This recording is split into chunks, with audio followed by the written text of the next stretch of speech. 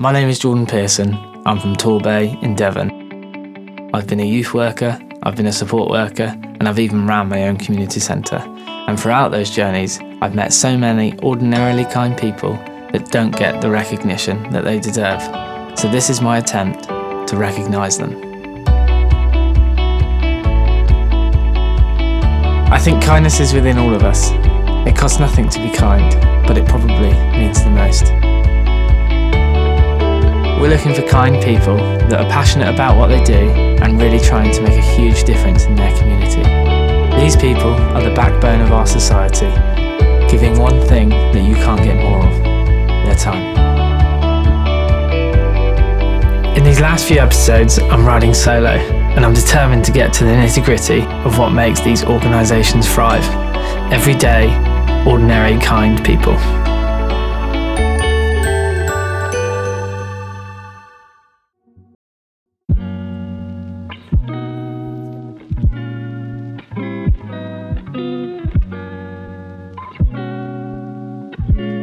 For our final episode, we're visiting the Morningside Community Centre in Hackney in London. We speak to people who are dedicating their lives so the youth in the area have a chance of improving their own. Hope. Right, so previously we were Gascoigne Morningside Youth Club, which was an estate-based youth provision, and we've been running for 20 years. In March of this year we became Hope, a charity, so that we could run the community centres as well, and also it gives us access to more funding if we're a charity, but predominantly just so we can, I think it shows what we're about. Hope is a great word, and we're here to give hope to the community, but it also it gathers all together everything, all streams or strands of what we're doing, so that's community work, young people, food bank, and anything else really. It started outside this gate here. We was coming home one night and there was a crowd of young people. And I was, I'm not moving, I'm going to walk through them. And we did. And then we asked them why they're hanging around, in such a group. Because it was very intimidating, because they had nowhere to go, that's what they said. So we asked Sanctuary, could we have this hall? And they says yes, and we asked them if they had somewhere to go, would they go? And they did, but they wanted to know what was in there, We had nothing, literally nothing, but we started, and that was in 1999, yeah. I grew up on this estate, so I used to live in Kingsmead, then we come and lived here, and we had nowhere to play when we were kids. If we played anywhere, they'd shout at you, we know your dad, we're going to go and knock on your door and stop you playing there. And there was really nothing for us to do, and so there used to be a group of kids that sat on a wall, and everyone was saying, they're just trouble. And I think we were getting tarred with a brush that wasn't really true. And I just thought we had a community centre that was used by a pensioners club and a garden that was full of rose bushes. And it was just, I thought, well, we're getting transferred to Sanctuary, let's try and do something and open it up more to the community and for the young people. And it stemmed from that really, just being bolshy and just saying, well, let's open up the hall, being awkward about not letting us into the hall. And then the parents got behind us, and then we just opened a youth club, which was very naive, I think. Yeah, why? Well, because we didn't know what we were doing. We had no rules or regulations, no insurance, nothing. We just literally opened up. It was Bill, as he was downstairs, it was just Bill and I and two others just opened up a hall with chairs and tables and let the kids in.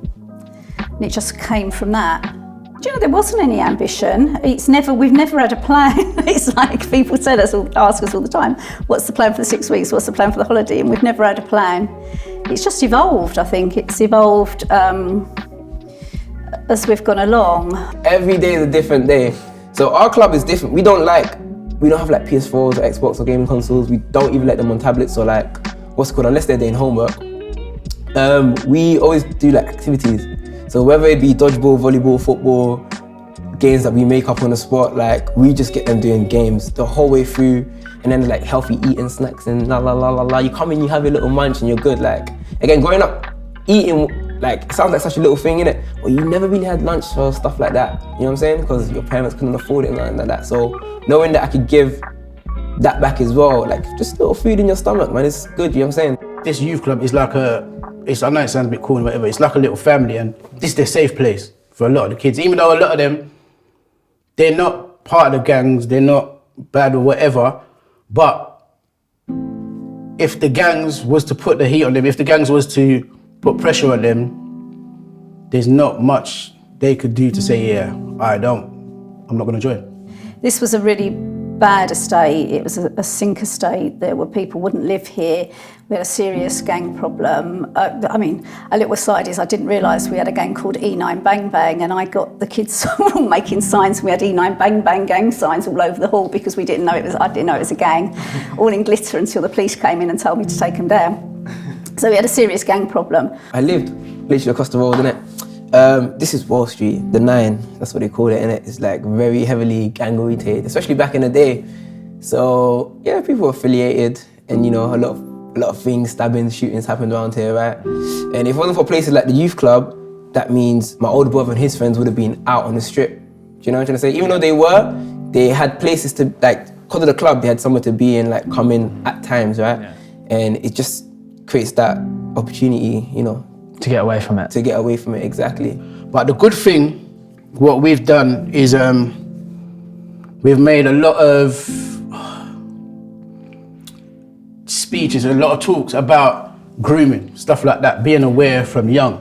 Because that's my obviously I'm there for the elders, but what my main target is the primary sector, to catch them from young, so keep them headstrong from young. That's the main thing. Yeah, it's hard, but what is, a lot of people are scared, and it's not even a thing of not being scared, but it's just, we've got these kids, like, and if you're not there, like, who's gonna do it?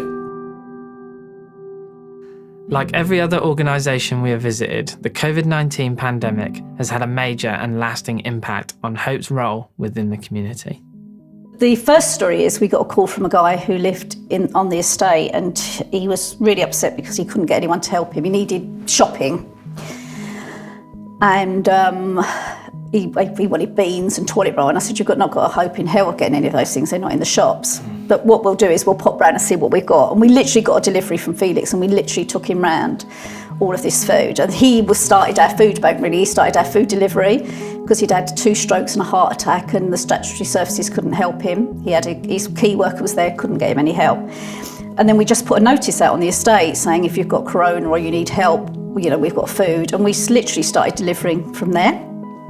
I think when me and Nicolette first started it, the first 2-3 weeks, the first thing that comes into my head is like, wow. And then the second thing that comes into my head is we need to get the other workers doing this so they can see or feel what it's actually like. It's one thing saying, yeah, it's a different feeling, whatever, but to actually be there and doing it, like, wow, this is actually helping. Tell us about people. those feelings, because we just went and followed Nicolette, and it's quite hard to see, if I'm honest. It's like, basically you're like saving someone's life. This is, they actually depending on you for this. But then at the beginning, especially like when I first turned up, I had a hoodie, and that was when I first wore a mask, and then like the guy was looking like, is this guy coming to rob me?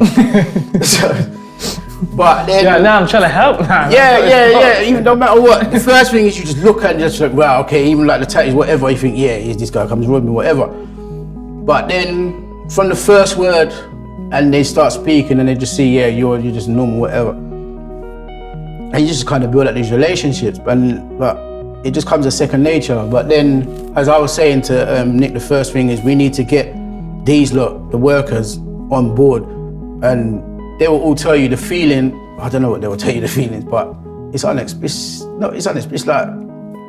explain. You know, when I first saw it, when I first like signed up to do it, because it's at the start of COVID, I was like, yeah, I'm gonna help people. That's gonna be cool, like regardless, innit, especially in my block. So I was like, yeah, why not? And then I actually like delivered my first parcel, and I see like, you know, the elderly. I thought I was delivering to families and kids and stuff like that, but it was like elderly people that could barely walk up and down the stairs type of vibe. Like they're scared to go out because of corona and stuff, and it's like they don't have kids or nothing like that. So if it wasn't for us, who's actually looking after them? Who's actually making sure they got something to eat? Like, who's making sure they're good? Who's checking up on them type of vibe? And I was like, wow, like, this is like needed. I need to do this type of vibe because, again, I could save a life. Like, during it, we've seen people pass away. Like, we've seen elderly pass away during Corona, like people that I used to deliver to and stuff like that.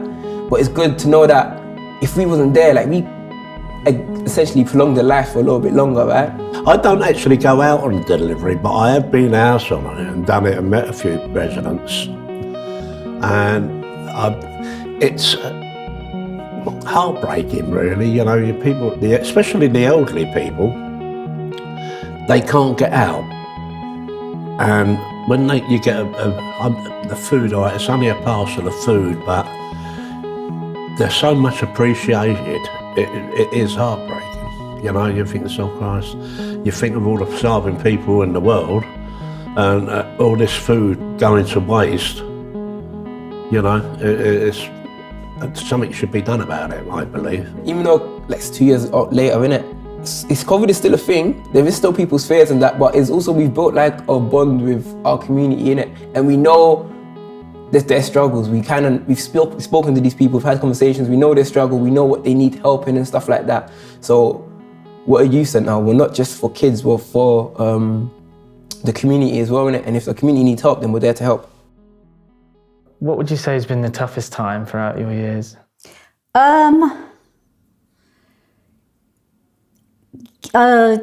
When we lost one of our youth workers, I still cry.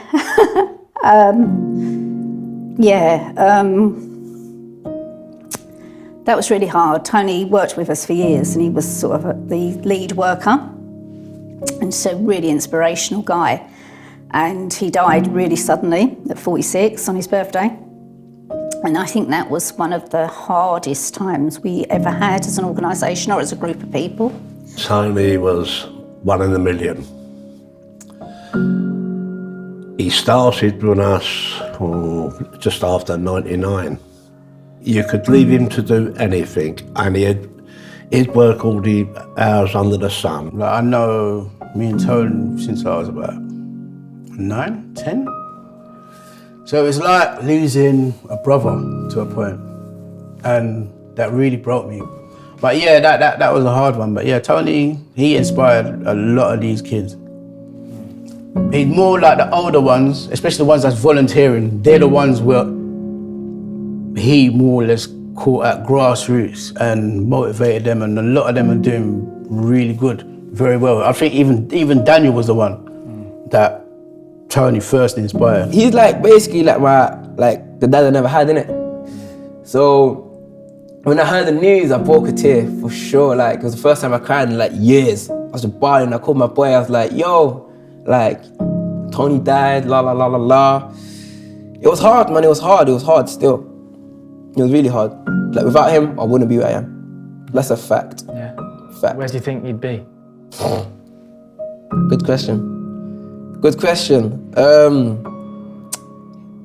On this block, yeah, I would have been with the guys, man. I don't know. I would, Don't know.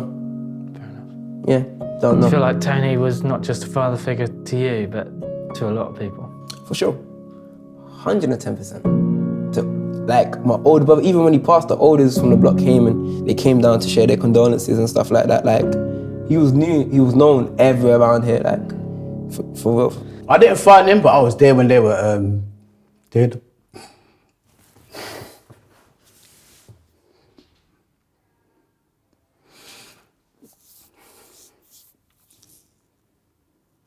Yeah, it was hard. When you just see a dead body there, when you get there minutes late, and there's nothing you can do. You think maybe if you got there 2 minutes earlier, maybe you could have been given the CPR. But I thought when I lost my uncle, it was like my dad. I thought that was hard. And that really tore me up. And that was 10, 11 years ago. But this one, that really hurt.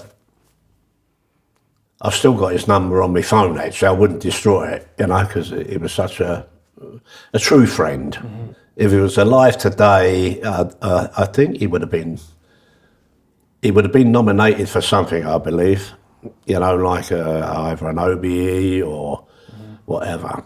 I believe that myself, because he's done such a lot for the community, not only this community, but in the community where he lived. You know, it's that was how Tony is, though. You know, he just didn't. He was brilliant. I would have loved to have met Tony, but in a funny way, I don't need to. You can see his legacy everywhere. In the volunteers who sacrifice their spare time for their community, to the young people getting a chance to better themselves, either by getting some help with their homework or learning about real work. They went from making like slime and bath bombs and stuff, and Tony and Nicolette were like, yeah, you lot can make a business out of this, like you lot can build like something from this, right? And they were like, yeah, cool, let's do that. It's something they enjoyed, their arts and crafts and stuff, like something they never explored at home or don't do at school. So we're like, yeah, we can do that here. So we done that, and we built like a little market from like kids from the ages of like 8 to like 16. And they like make bath bombs, soap, candles, like anything. They look amazing, don't they? I was looking at them earlier. Yeah, sick, you saw them? Yeah, they're sick. We give them £82. That was their sort of seed money. And since then, they've not had another penny of investment. So they reinvest 40% of whatever they earn, the profit. 10% we take off them to put into savings for them, and the 50% they split amongst themselves. We just had a look at the, what were we looking at? Soap. The soap, yeah. And it was fantastic. Some of it looked like you could eat it. Yeah. I was like... Well, someone did eat a couple of our bath bombs once. Okay. Yeah, because we did strawberry bath bombs. Oh, yeah. And he thought they were bonbons, and he just literally stuck it in his mouth. And it was Tony. I wasn't there, and he said they weren't, Nick. He said because it frothed. So I said, did you offer him water? He said no, we filmed him. Hope is the perfect name for this group, as it's been providing just that for the last 2 decades. Despite the huge loss of Tony, Nicolette and co continue to bring hope to this community. To find out more, head to ordinarykindness.co.uk, or to donate, go on the Just Giving page and type in Ordinary Kindness.